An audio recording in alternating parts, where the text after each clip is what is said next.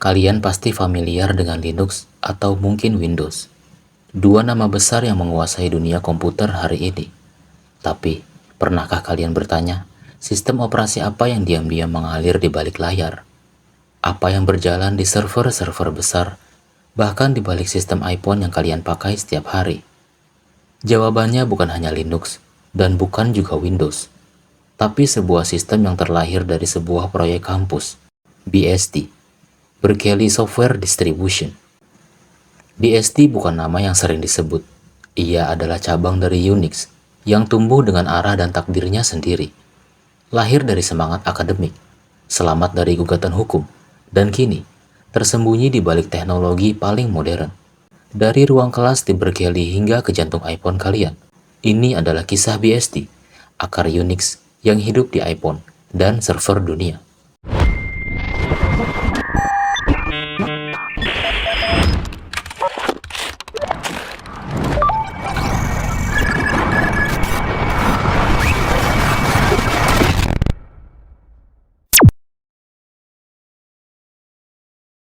Tahun 1970-an, dunia komputer masih dalam masa kanak-kanaknya. Komputer besar hanya bisa diakses oleh universitas, laboratorium, dan perusahaan teknologi raksasa. Di tengah perkembangan itu, satu sistem operasi mulai dikenal luas di kalangan akademisi, yaitu Unix. Unix diciptakan di Bell Labs, bagian dari perusahaan telekomunikasi besar, yaitu AT&T. Sistem ini begitu fleksibel, sederhana, dan modular. Tapi ada satu kendala, Unix bukan perangkat lunak bebas. Karena aturan hukum saat itu, AT&T hanya boleh membagikan Unix ke universitas untuk tujuan penelitian, bukan untuk dikomersilkan. Di Universitas California Berkeley, Unix versi 6 dan 7 digunakan oleh mahasiswa dan staf untuk riset. Tapi mereka tak hanya puas memakainya. Mereka mulai memodifikasi dan meningkatkan Unix.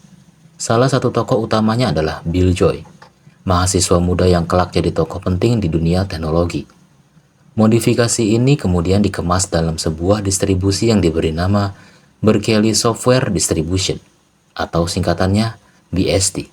Versi pertama, OneBSD, dirilis pada tahun 1978, dan pada awal 1980-an, muncullah versi besar seperti 4BSD, 4.2 BSD, hingga 4.3 BSD.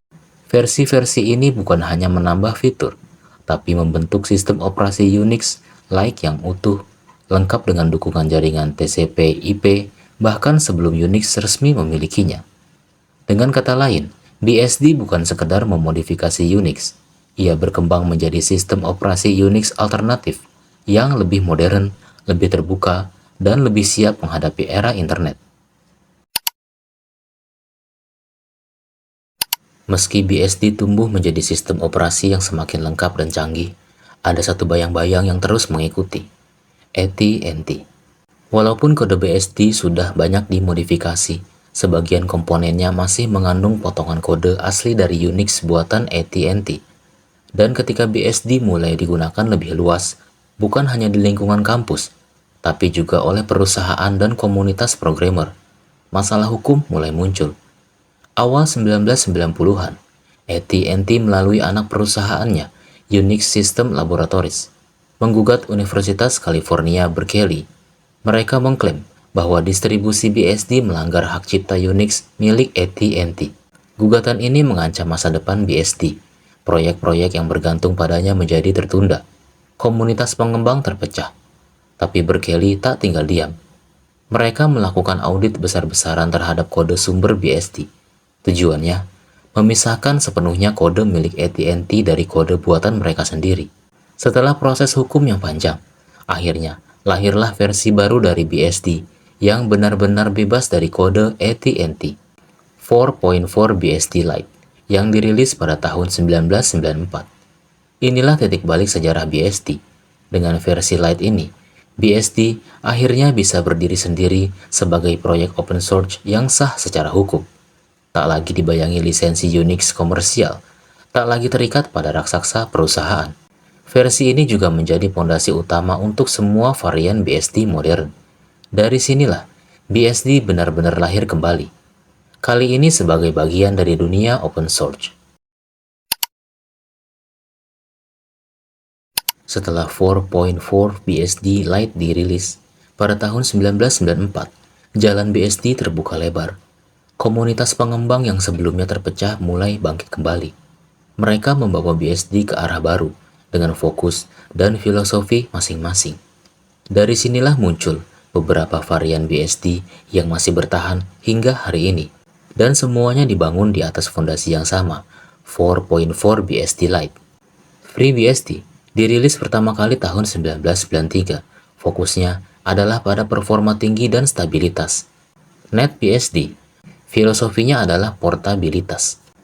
OpenBSD dikenal sebagai BSD yang paling ketat soal keamanan. Meskipun punya arah masing-masing, semua varian ini tetap satu akar. Mereka semua adalah sistem operasi lengkap yang berbasis kernel BSD. Dan hingga hari ini, mereka terus dikembangkan dengan semangat open source dan warisan Unix yang kuat.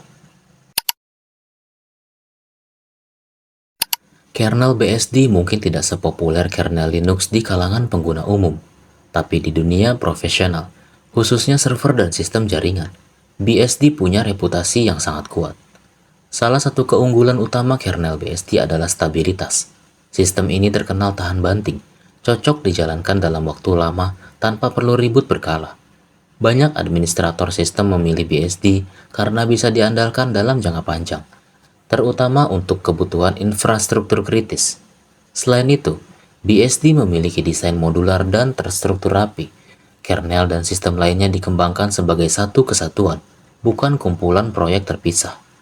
Ini membuat BSD lebih konsisten dan mudah dirawat dibanding sistem operasi lain yang punya banyak pihak pengembang. Keunggulan lainnya adalah lisensinya. Lisensi BSD bersifat sangat permisif. Artinya, siapapun boleh menggunakan, memodifikasi, dan mendistribusikan ulang kode BSD. Bahkan untuk proyek proprietary tanpa harus membagikan ulang kode sumbernya. Ini berbeda dengan lisensi GPL pada Linux, yang mengharuskan kode turunan tetap open source. Karena fleksibilitas ini, banyak perusahaan besar memakai BSD diam-diam untuk produk mereka. Netflix menggunakan FreeBSD untuk streaming konten kejutaan pengguna. Sistem jaringan Juniper juga berbasis BSD. Bahkan konsol game Sony PlayStation 4 dan 5 dibangun di atas turunan FreeBSD bernama Orbis OS. Meskipun tak sekeras Linux dalam promosi, BSD tetap jadi fondasi teknologi yang kokoh dan seringkali berada di balik layar dari layanan digital yang kita nikmati setiap hari.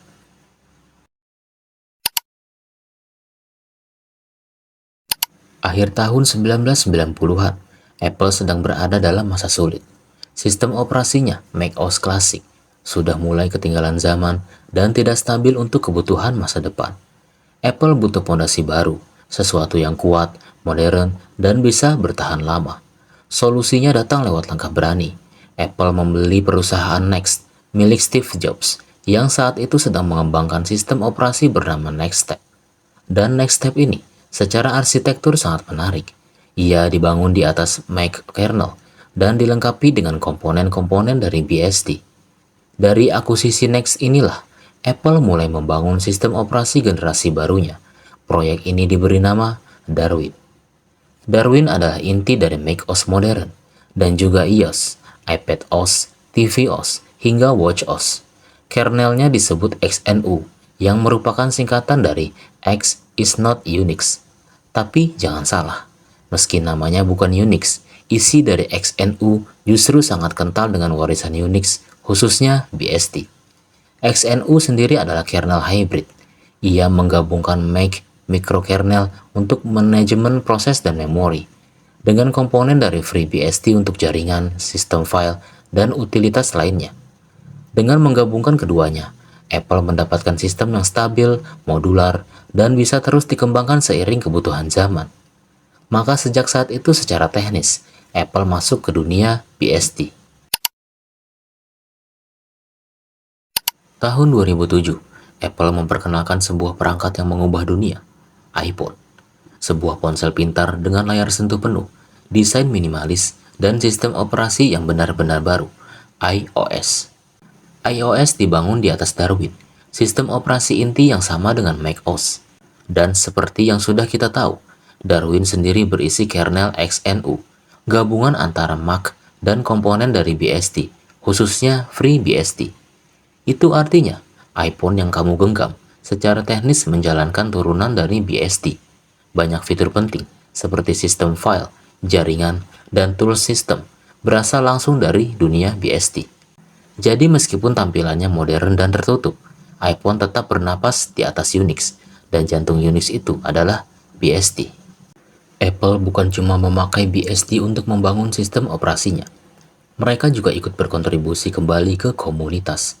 Sejak awal proyek Darwin, Apple merilis sebagian besar kode sumbernya ke publik melalui situs opensource.apple.com, termasuk di dalamnya kernel XNU, pustaka dasar, dan berbagai tool sistem yang berbasis BSD. Hal ini membuat komunitas pengembang bisa mempelajari cara kerja sistem inti macOS dan iOS, serta bahkan menyempurnakannya. Beberapa peningkatan dari Apple pun dikembalikan ke proyek BSD induknya, terutama ke FreeBSD, yang menjadi salah satu sumber utama bagi Darwin. Dengan begitu, Apple bukan hanya pengguna BSD, tapi juga kontributor aktif.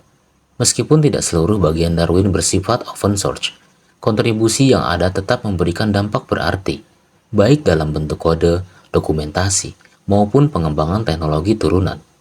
Maka bisa dibilang, hubungan Apple dan BSD adalah hubungan yang saling menguntungkan.